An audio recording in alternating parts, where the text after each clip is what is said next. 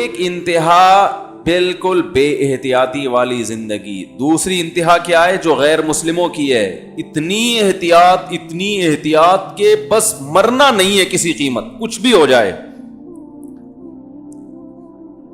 چاہے اس احتیاط میں وہ زندگی جو موت سے بھی بدتر ہو نا وہ زندگی گزارنی پڑے. اب ایسی زندگی کا کیا فائدہ جس میں ہر وقت موت سے ڈرتا رہے آدمی؟ زندگی تو بے خوف اچھی ہوتی ہے نا, سکون کی زندگی اچھی ہوتی ہے, لائف کو انسان انجوائے کرے, ہر وقت پھانسی کا پھندا لٹکا رہے, ابھی مر جاؤں گا, ابھی مر جاؤں گا, ابھی مر جاؤں گا, ابھی مر جاؤں گا, تبھی وہ پھر مر جاتے ہیں خودکشی کر کے. ہر وقت موت کا ڈر. مجھ سے بہت لوگ ملتے ہیں, اللہ نے بڑا ان کو بڑی اچھی صحت بھی دی ہے, بڑی دولت بھی دی ہے, لیکن کہتے ہیں یار موت سے بہت ڈر لگتا ہے, مر نہ جائیں. میں کہتا ہوں اگر میں آپ کو کوئی ایسا وظیفہ بتا دوں کہ آپ وہ پڑھ کے سمجھو کہ میں نہیں مروں گا, تو ایسا ممکن نہیں.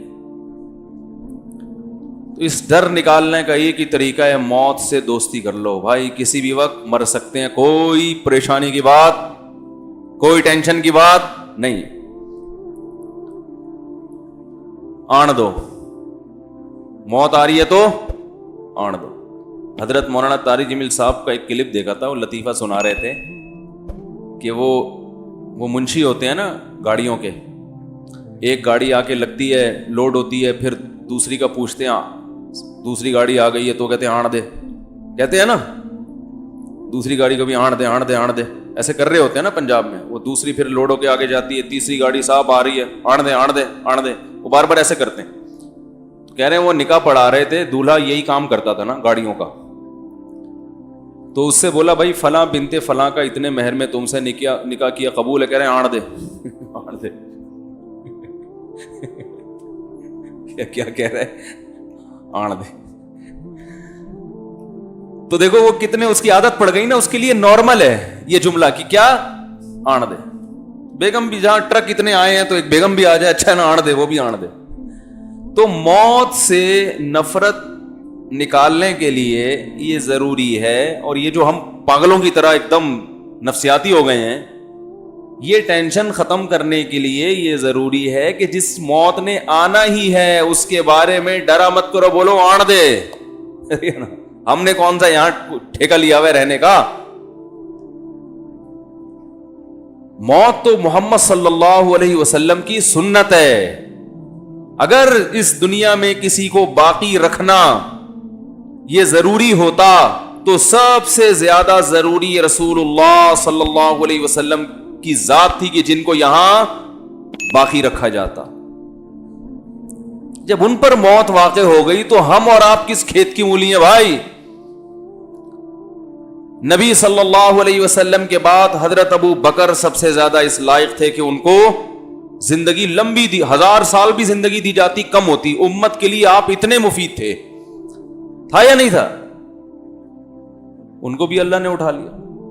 پھر حضرت عمر کا دور آیا, کہا جاتا ہے کہ صدیوں تک ایسی حکومت کسی نے قائم نہیں کی جیسی حضرت عمر نے, اور کہا جاتا ہے اگر مزید کچھ سال زندہ رہتے پوری دنیا میں حضرت عمر کے دور میں اسلام غالب ہو چکا ہوتا. تو ان سے زیادہ زندہ رہنا کسی کے لیے ضروری تھا؟ بھائی زیادہ نہیں, 4 سال اور رہ لیتے, 5 سال رہ لیتے, 4 سال رہ لیتے, 3 سال رہ لیتے. وہ 3 سال میں وہ کچھ کر جاتے جو ہم صدیوں میں نہیں کر سکے. چلو اگر مرنا ہی تھا تو مکمل بوڑھے ہو جاتے, ٹھیک ہے نا, پھر بستر پہ چلے جاتے, پھر علاج معالجہ ہوتا. جیسے ایک 90-95 سال کی عمر میں اس زمانے میں عمریں ہوا کرتی تھی, پوری اپنی طبعی عمر پوری کرتے, جو کام اللہ نے لگائے سارے کمپلیٹ کر کے, پورے کر کے, مکمل کر کے, خلافت کسی کو سونپ کے اس کو سمجھا بجھا کے بھائی اس طرح سے چلنا, اس طرح سے نہیں چل, سارا سیٹ اپ کمپلیٹ کر کے چلے جاتے. آپ اپنی حکومت میں ہیں اور نماز پڑھا رہے ہیں فجر میں, اور ایک مجوسی نے آ کے چاقو مار دیا, خنجر مار دیا نماز میں, اور کمبخت نے خود بھی خودکشی کر لی تاکہ پکڑا نہ جاؤں, وہ ماریں گے مسلمان مجھے, خود بھی اپنے آپ کو قتل کر لیا. وہ ایسا زخم کہ حضرت عمر کو شفا نہیں ملی. جب علاج ہوا حضرت عمر رضی اللہ تعالیٰ عنہ کا, تو جو اس وقت کے حکیم تھے, طبیب تھے, وہ مایوس ہو گئے زندگی سے, اس لیے کہ جو خوراک کھلائی جاتی, جو دوا کھلائی جاتی, وہ زخموں کے راستے باہر نکل جاتی. اس کی علامت تھی کہ اب یہ بچنے والے نہیں ہیں. تو بھائی اتنے بڑے بڑے لوگ, امام ابو حنیفہ چلے گئے, امام شافعی چلے گئے, امام مالک دنیا سے چلے گئے, امام احمد ابن حنبل چلے گئے, امام بخاری چلے گئے, امام مسلم چلے گئے, امام ابو داؤد چلے گئے, امام ترمذی چلے گئے, البیرونی سائنٹسٹ چلا گیا, جابر بن حیان جیسا سائنسدان چلا گیا, بھائی ابن الہیثم چلا گیا. تو نہ سائنسی علوم کے رکھوالے زندہ رہے اور نہ دینی علوم کے. بڑے بڑے علامے پیدا ہوئے, سب ختم. تو آپ اور میں کس کھیت کی مولی ہیں؟ ٹھیک ہے, ہم کہہ رہے ہم نہیں آئے, بس ہم یہی رہیں گے. ایسا نہیں ہو سکتا بھائی.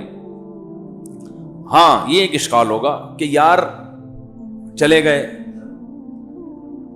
تو ہم بھی چلے جائیں گے, لیکن تھوڑا سا ایک ٹائم ہوتا ہے جانے کا. کورونا وائرس سے جو ہم پاگلوں کی طرح بھاگ رہے ہیں, تو مریں گے ہمیں پتا ہے, لیکن ایسے تھوڑی ہے. ابھی تو ہم نے دیکھا کیا ہے بھائی, مر جائیں کوئی بات نہیں, 85 سال میں, 90 سال میں, چلو اب ٹھیک ہے, ابھی دادا بن جائیں گے, پردادا بن جائیں گے, بچوں کی شادیاں, بیٹیوں کی شادیاں, پوتے جوان ہوتے دیکھ لیے, جو کہ آج کل نہیں دیکھے جا رہے کیونکہ شادی اتنی دیر سے ہو رہی ہے, پوتا ہونے سے پہلے مر جاتے ہیں لوگ. تو لیکن یہ سارے کام کمپلیٹ ہو کے جب اعصاب کمزور ہو گئے, بالکل ایسے ہو گئے کہ نا اب خود اپنے آپ کو بوجھ لگنے لگتا ہے, تو اگر مر بھی گئے تو کوئی ٹینشن کی بات نہیں ہے. جلدی کیوں جا رہے ہیں ہم؟ بات سمجھ میں آ رہی ہے کہ نہیں آ رہی؟ لوگ کہیں گے بھائی ہم موت سے ڈرتے نہیں ہیں, لیکن ابھی جانے کا ٹائم. ارے کیا ہو گیا یار, غلط باتیں کر رہا ہوں؟ اصل میں ڈر اس بات, ابھی ہم نے دیکھا کیا ہے, ابھی سے کیوں چلے جائیں؟ تو دیکھیں یہ تمنا بہت اچھی ہے کہ تھوڑا لیٹ جائیں, تھوڑا دیر سے جائیں ہم دنیا سے. یہ ہر ایک کی خواہش ہوتی ہے, زندہ رہنا ہر ایک کا دل چاہتا ہے. تو تمنا کرنے پر نہ اللہ کی طرف سے کوئی پابندی, نہ گورنمنٹ کی طرف سے کوئی پابندی ہے. آپ کی تمنا ہو کہ میں 100 سال زندہ رہوں, تو گورنمنٹ کی طرف سے بھی کوئی پابندی نہیں.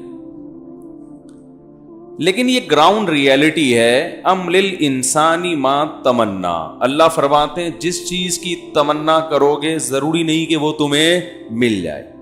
تو یہ اپنے اختیار میں ہے ہی نہیں.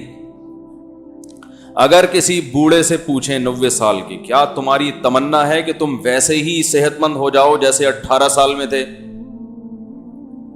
تو کیا کہے گا؟ ہاں بھائی, اس وقت تو ہم چھلانگیں لگاتے تھے, درختوں پہ چڑھتے تھے, دیوار سے 3 دفعہ گرے کچھ نہیں ہوا.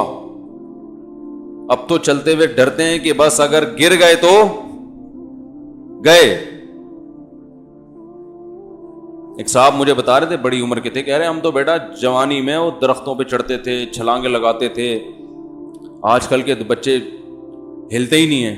میں نے کہا یہ ٹک ٹاک لے کے بیٹھے رہتے ہیں, یہ اپنے بڑھاپے میں فخر کریں گے. ہم تو ایک گھنٹہ گردن ہلائے بغیر 20 ٹک ٹاک دیکھا کرتے تھے, تم ایک ٹک ٹاک دیکھ کے تھک جاتے ہو. یہ ان کا فخر اس چیز پہ ہوگا, یہی ہوگا نا. ہم تو ایک گھنٹہ ویڈیو گیم کھیلا کرتے تھے انگلی سے, اور لوگ وہ کہیں گے نئی جنریشن, یار آپ کے پٹھے انگلیوں کے, سبحان اللہ, آپ کے انگوٹھے, ابا آپ کے انگوٹھے 1 گھنٹہ وہ سانپ والا کھیلنے سے. اب آتا ہے وہ سانپ والا, پہلے وہ نوکیا میں آتا تھا سانپ والا نا, جس کا کوئی دنیا میں کام نہیں ہوتا تھا, وہ سانپ کو لمبا کرنا شروع کر دیتا تھا بیٹھ کے. حقیقت ہے نا, فالتو ٹائم بہت ہے. ہم حیران ہوتے تھے یار ان کا اچھا بھلا آدمی ہے. میں تو دیکھتا تھا نا نوکیا کا جب موبائل آیا نا, لوگ کیا کر رہے ہوتے تھے بیٹھے ہوئے, سانپ والا. اسٹیشن پہ بیٹھے ہیں, کوئی کام نہیں ہے, سانپ والا. او بھائی کیوں کوئی کام نہیں ہے؟ درجنوں کام ہے, آپ اس ٹائم کے لیے رکھو. وہ سانپ والا کھیل رہے ہیں, بڑھائے جا رہے ہیں, بڑا خوش ہو رہے ہیں, اتنا لمبا ہو گیا, اب آؤٹ ہوا ہے, کوئی ایوارڈ مل رہا ہے اس کے لمبا کرنے پر آپ کو. ایک صاحب نے گھر میں بکرا پالا, اسے روزانہ اتنے چنے کھلاتے, دودھ پلاتے, وہ اتنی جلدی اتنا لمبا ہو گیا. تو سمجھ میں آتا ہے یار بکرا ہے کاٹ کے کھانا ہے, اسے تو نہ آپ نے کاٹ کے کھانا ہے, یہ تو چائنیز کو بھی نہیں کھلا سکتے یہ والا سانپ. یا تو سانپ پالا ہو نا کسی چائنا والے کو بیچوں گا تو بھی کچھ سمجھ میں آتے ہیں, کوئی لاجک بنتی ہے. وہ تو جائز نہیں ہے. یہ سنا ہے کسی کا بیان آئے کتے پالیں اور چائنا کو بیچیں, چائنا کھاتے ہیں تو ہمارے لیے تو حرام ہے, لیکن چائنا والوں کو ہم بیچیں گے تو وہ کھائیں گے تو ہماری معیشت اس سے ترقی کرے گی. تو کتے جیسے کھانا جائز نہیں ہے, کھلانا بھی جائز نہیں ہے. سمجھ رہے ہیں؟ جس چیز کو اللہ نے کھانے کو حرام کر دیا اس کے کھلانے کو بھی حرام کیا. تو کتے اس نیت سے پالنا کہ ہم پال پوس کے غیر مسلموں کو بیچیں گے تاکہ وہ کھائیں, یہ حرام ہے, جائز نہیں ہے. تو یعنی جوان جو ہے نا وہ بڑھاپے میں کیا فخر کریں گے, ہم سانپ والا کھیلتے تھے. تو ہر بوڑھے کی خواہش ہوتی ہے جوان ہو جاؤں, ہر بیمار کی خواہش ہوتی ہے صحت مند ہو جاؤں, ہر آدمی کی خواہش ہوتی ہے 4 شادیاں کر لے. اوپر سے اعتراض کر رہے ہوتے ہیں میرے اوپر, لیکن دل میں لڈو پھوٹ رہے ہوتے ہیں کہ یار کاش, لیکن ہو جاتی ہیں بھائی. ڈرتے ہیں, ڈر لگنا بھی چاہیے ہر مسلمان کو. سسرال نہیں چھوڑے گا, درجنوں مسائل ہیں, پھڈے ہوں گے وغیرہ وغیرہ. تو تمنا کی حد تک نہ گورنمنٹ کی طرف سے کوئی پابندی اور نہ اللہ کی طرف سے. کیا تمنا کہ میں دیر تک زندہ رہوں, لیکن اللہ نے قرآن میں کہیں بھی وعدہ نہیں کیا کہ جو دیر تک زندہ رہنے کی تمنا کرے گا میں اس کو بہت عرصہ زندہ رکھوں گا. ایسا اللہ نے کسی نبی سے کوئی ایگریمنٹ نہیں کیا کہ اپنی امت کو بتا دیں.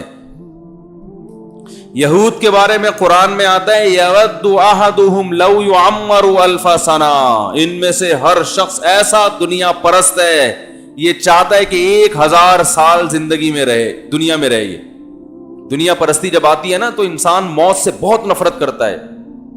تو اللہ نے فرمایا یہ دولت کے پیچھے ایسا بھاگتے ہیں, یہ چاہتے ہیں 1000 سال کم از کم ان کو زندگی ملے. تو کیا 1000 سال زندہ رہ لیتے ہیں بھائی؟ یہود کی مال کی محبت جو ہے نا, دولت کی لالچ, یہ مشہور ہے. ممکن ہے سارے ایسے نہ ہوتے ہوں, ہر قوم میں کچھ اچھے لوگ بھی ہوتے ہی ہیں, لیکن عمومی طور پر جو حالات ہیں نا یہودیوں کے, قرآن نے یہودیوں کے بارے میں یہ واضح کیا کہ یہ پیسوں کے بڑے لالچی ہوتے ہیں, پیسے بھی بہت مرتے ہیں. تو اس کا مشاہدہ آج بھی ہوتا ہے. ہمارے ایک دوست تھے یہودیوں کے ساتھ, USA میں جاب کرتے تھے, کہتے ہیں اپنے باپ پہ نہیں خرچ کرتا تھا وہ. بہت زیادہ ضرورت پڑی نا باپ کو علاج کے لیے تو ابا کو قرض دیا ہے. وہ بھی پھر فخر سے بتا رہا تھا کہ میں نے اپنے باپ کو قرض دیا, غریب باپ کو. تو تمنا تو میرے بھائی ان کی بھی ہوتی ہے کم سے کم 1000 سال زندہ رہیں, لیکن رہتے نہیں ہیں.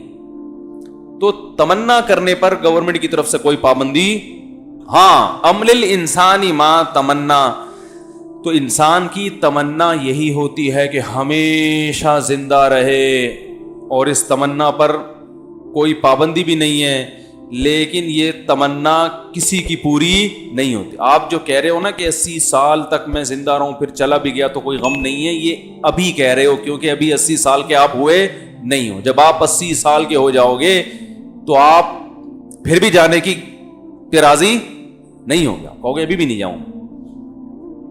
جتنے لوگ قبرستان میں پہنچے ہیں ان میں سے کوئی بھی جس رات کو قبر میں اترا اس رات قبر میں اترنے کی تمنا نہیں تھی اس کی, کہتے کچھ دن اور زندہ رہ لیتا. اور رسول اللہ صلی اللہ علیہ وسلم نے ارشاد فرمایا یحرم ابن آدم ویشب فیہ اثنتان, انسان جیسے جیسے بوڑھا ہوتا ہے 2 چیزیں اس میں جوان ہوتی چلی جاتی ہیں, الحرص علی المال وطول الامل, پیسے کی محبت اور لمبی لمبی امیدیں, یعنی زندہ رہنے کا شوق اور امیدیں.